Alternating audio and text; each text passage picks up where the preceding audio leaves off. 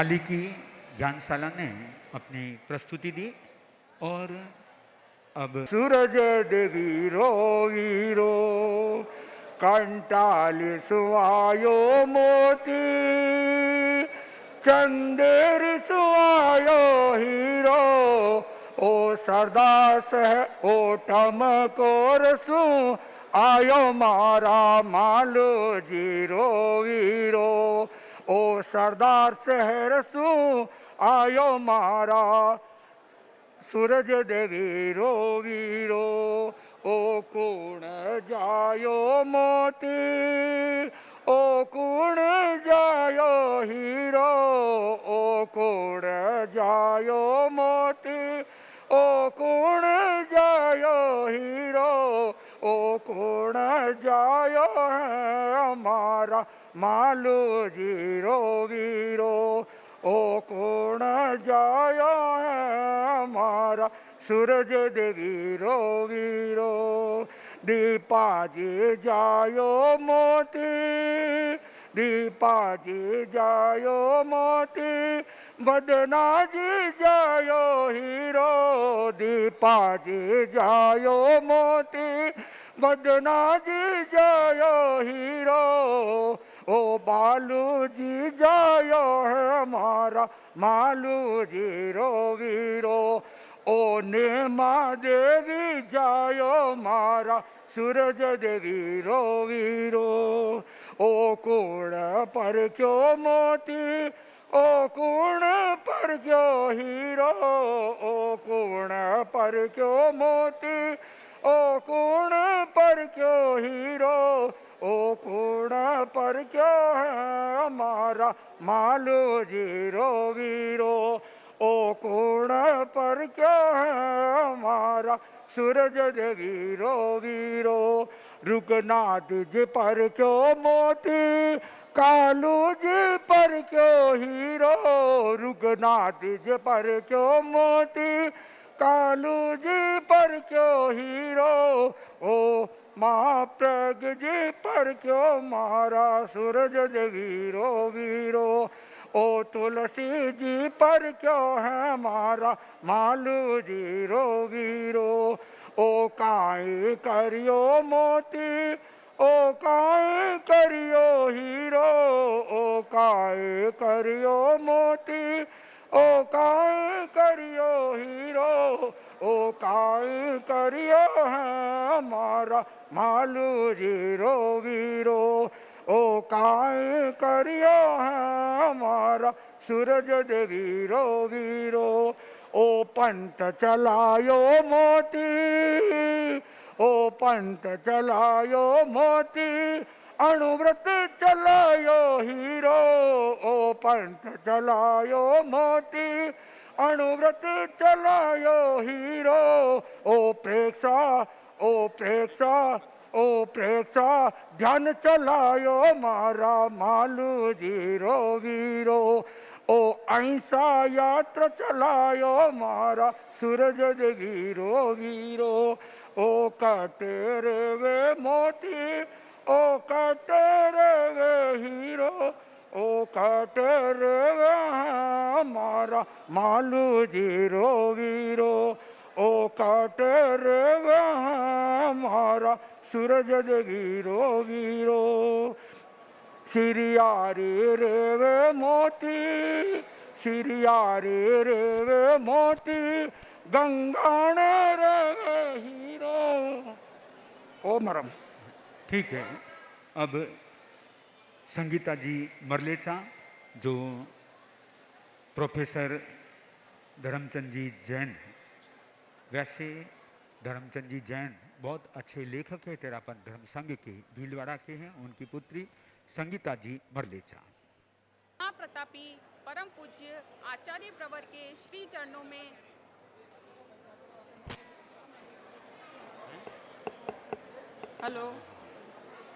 महाप्रतापी परम पूज्य आचार्य प्रवर के श्री चरणों में शत वंदन।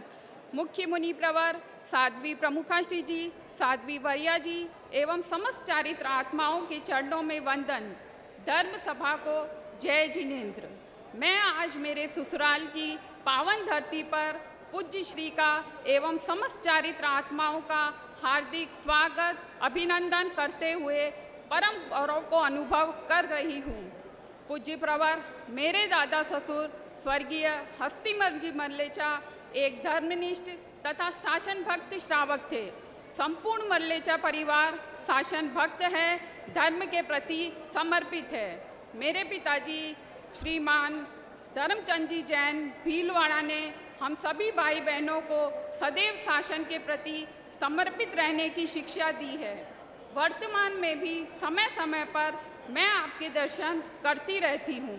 अंत में आपकी शुभ दृष्टि, मंगल दृष्टि एवं कृपा दृष्टि मरलेचा परिवार पर बनी रहे, मैं आपके प्रति हार्दिक कृतज्ञता व्यक्त करते हुए अपनी बात को विराम देती हूँ।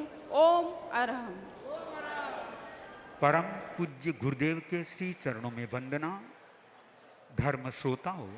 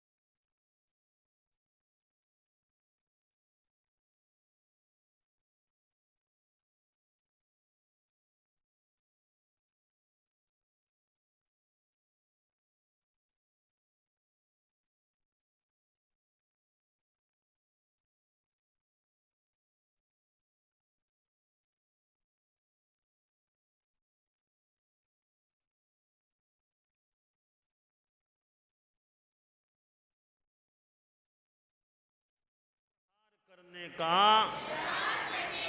प्रयत्न करूंगा। मैं यथासंभव ईमानदारी का पालन करूंगा। शराब कभी नहीं पीना, शराब ड्रिंकिंग नहीं करना है। मैं जिंदगी में कभी भी शराब नहीं पीऊंगा। बीड़ी, सिगरेट, खैनी, गुटखा आदि अन्य नशीले पदार्थों से बचने का, दूर रहने का प्रयास करना चाहिए। ठीक है? अच्छा, ठीक है। आदर्श विद्यालय ने संकल्प स्वीकार किए हैं। तीर्थंकर प्रभु महावीर को नमन। तीर्थंकर के प्रतिनिधि परम पूज्य आचार्य श्री महाश्रमण जी के श्री चरणों में वंदना।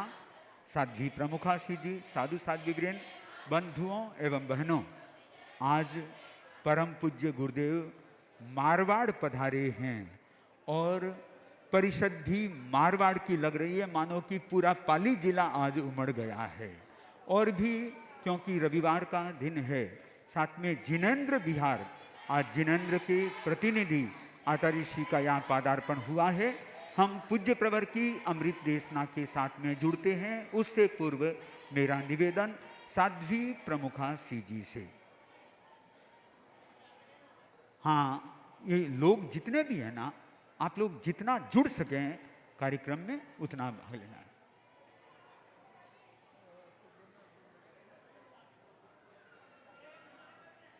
हाँ ठीक है, ठीक है। हाँ, गुरुदेव अहमदाबाद पधार रहे हैं तो। हाँ, हाँ,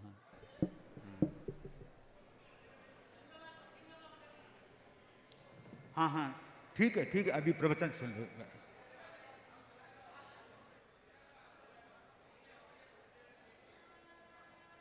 प्रज्ञा प्रजागृति नीता चेतो विनिर्मलीकृतं नमोस्तु गुरुवे तस्मै अभिन्नाय ममात्मने अभिन्नाय ममात्मने। परम श्रद्धास्पद आचार्य प्रवर के चरणों में अभिवंदना। आदरास्पद साधु साध्वी वृंद, उपस्थित धर्म परिवार, मैं अपनी बात उस श्लोक से प्रारंभ कर रही हूँ जिस श्लोक को कई बार महाश्रमणी साध्वी प्रमुखाश्री जी शासन माता ने आचार्य वर्ग के समक्ष प्रस्तुत किया था। गंगा पापम शशीतापम दैन्यम कल्पतरुस्तथा पापम तापम च दैन्यं च हरति सज्जन संगमः। मैं इसे थोड़ा सा बदल रही हूँ।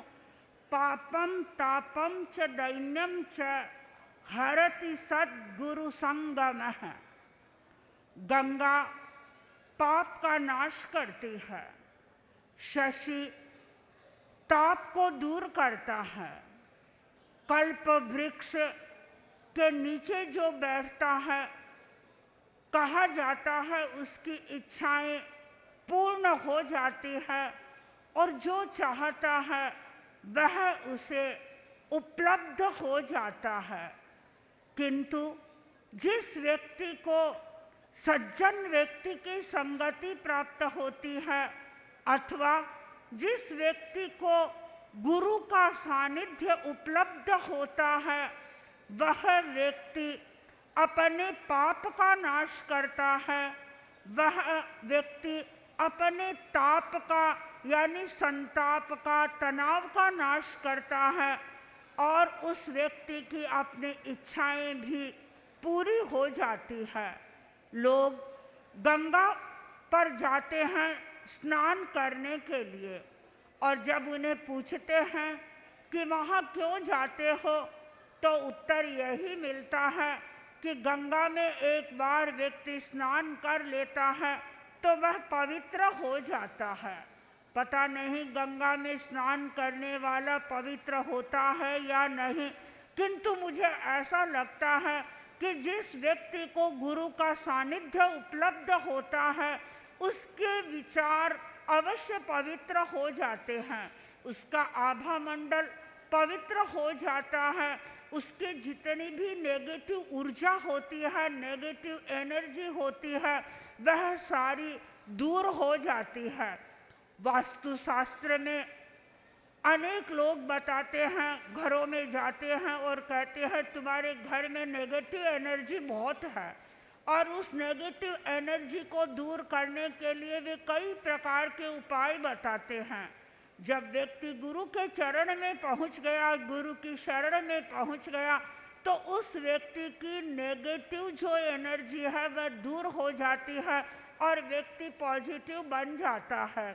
हम तीर्थंकरों के बारे में सुनते हैं कि तीर्थंकरों के पास में निगेटिव विचारधारा वाले कितने लोग आते थे, लेकिन जब वो तीर्थंकरों की सन्निधि में पहुंचते उनके बैर भाव बदल जाते और सब मैत्री के परमाणुओं से ओतप्रोत हो जाते और भगवान की देशना को सुन लेते थे। इस संदर्भ में मुझे अंगुलीमाल का प्रसंग याद आ रहा है। अंगुलीमाल अपने समय का प्रसिद्ध डाकू था, खूंखार था। लोग उससे डरते थे क्योंकि वह लोगों की अंगुलियों को काटने वाला था। चारों ओर एक भय का, दहशत का वातावरण बना हुआ था। जहाँ जाता लोगों की अंगुलियों को काटता और अंगुलियों को काट करके माला बनाता और अपने गले में पहन लेता। गौतम बुद्ध उस गांव में आए और उस गली में जाने लगे जहाँ अंगुलीमाल रहता था। लोगों को कहा कि देखो, आप इस मार्ग से न जाएं, यहाँ अंगुलीमाल रहता है। लेकिन महान पुरुष किसी की बात को नहीं सुनते हैं, वे भयभीत नहीं होते हैं और वे चले जाते हैं। गौतम बुद्ध उस गली में चले गए और अंगुलीमाल के पास में पहुंच गए। अंगुलीमाल से कहा, मैं तुमसे बात करना चाहता हूँ। बैठ गए। गौतम बुद्ध के साथ में बातचीत हो रही थी। बुद्ध ने अंगुलीमाल को कहा, देखो ये वृक्ष है, क्या तुम इसकी टहनियाँ तोड़कर ला सकते हो? अंगुलीमाल ने कहा, ये तो सामान्य बात है। कुछ ही क्षणों में वह पेड़ की टहनियों को तोड़कर बुद्ध के पास में पहुंच गया और बुद्ध ने उससे कहा कि क्या अब इन टहनियों को तुम वापस उस पेड़ पर जोड़ सकते हो? अंगुलीमाल हंसने लगा कि ये तो असंभव बात है। ये कैसे संभव हो सकता है कि जो पेड़ से टूट गई उनको मैं वापस जोड़ूं? बुद्ध ने कहा कि जिसे तुम जोड़ नहीं सकते तो उसे तोड़ने का तुम्हें क्या अधिकार है? और जैसे ही बुद्ध के इस वाक्य को सुना, अंगुलीमाल का हृदय बदल गया और उसने संकल्प कर लिया कि आज के बाद मैं कभी भी किसी की अंगुली को नहीं काटूंगा और न ही इस प्रकार की माला का कभी प्रयोग करूंगा। एक अच्छे गुरु का सानिध्य मिला और अंगुलीमाल की चिंतन की सारी धारा बदल गई। जैन इतिहास में रोहिणीय चोर का कथानक आता है। भगवान महावीर का योग मिला और रोहिणी की जीवन धारा बदल गई। गुरु व्यक्ति के पापों का प्रक्षालन करते हैं और जब पापों का प्रक्षालन होता है वह पवित्र बन जाता है। परम पूज्य आचार्यवर यात्रा के दौरान आज मारवाड़ जंक्शन पधारे हैं। अनेक लोग जब गुरुदेव के दर्शन करते हैं वे इतने आह्लाद की अनुभूति करते हैं, प्रसन्नता की अनुभूति करते हैं और उन्हें ऐसा लगता है मानो मुझे वह मिल गया जिसकी मैं आकांक्षा कर रहा था। तो सचमुच में अच्छे गुरु की सन्निधि शिष्य के पाप का प्रक्षालन करने वाली होती है, पाप को दूर करने वाली होती है। चंद्रमा को आप देखते हैं, चंद्रमा शीतलता प्रदान करने वाला है और लोगों का जो ताप है उस ताप का हरण करता है। परम पूज्य आचार्य वर्ग भी ताप का हरण कर रहे हैं। ताप कहूँ मैं या संताप कहूँ, तनाव कहूँ, लोगों के ताप तप्ती को दूर कर रहे हैं, लोगों के संताप को दूर कर रहे हैं और लोगों के तनाव को दूर कर रहे हैं। कई लोग ऐसे आपके सन्निधि में आते हैं जो मानसिक तनाव से ग्रस्त होते हैं। आचार्यवर का एक संकेत मिलता है, एक वाक्य मिलता है और उनका सारा तनाव दूर हो जाता है।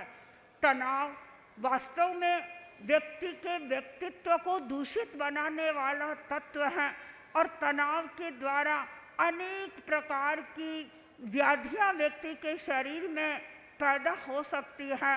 कहा जाता है संतापात नश्यते रूपम, संतापात नश्यते ज्ञानम, संतापात नश्यते ज्ञानम, व्याधिर्भवति संतापात। यानी संताप से रूप नष्ट होता है, संताप से बल नष्ट होता है, संताप से ज्ञान नष्ट होता है और संताप के कारण अनेक प्रकार की व्याधियां व्यक्ति के शरीर में उत्पन्न हो जाती है। और जिस व्यक्ति को गुरु की सन्निधि मिलती है उसका संताप दूर हो जाता है, उसके भीतर जो तपती होती है वह तपती दूर हो जाती है और उसे एक तरह की शीतलता का अनुभव होता है। गुरु कल्प वृक्ष के समान होते हैं। कल्प वृक्ष की चर्चा आगमों में उपलब्ध होती है। भगवान ऋषभ के समय लोग कल्प वृक्ष के द्वारा ही अपने जीवन का निर्वाह करते थे। कल्प वृक्ष के पास में बैठ जाते, जो सोचते वे उन्हें उपलब्ध हो जाता।